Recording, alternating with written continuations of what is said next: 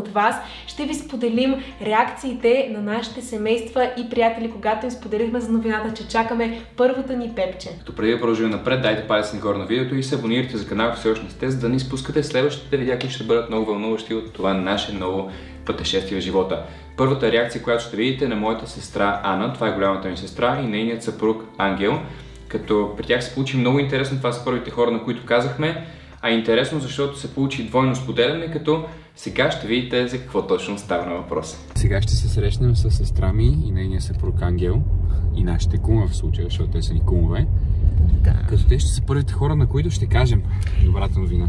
Да, някой друг също, освен нас, ще знае любов. Да, като ние с Ива имаме предположение, че сестра ми, между другото, също е бременна. Да, на 99% съм сигурна, защото, казвам защо.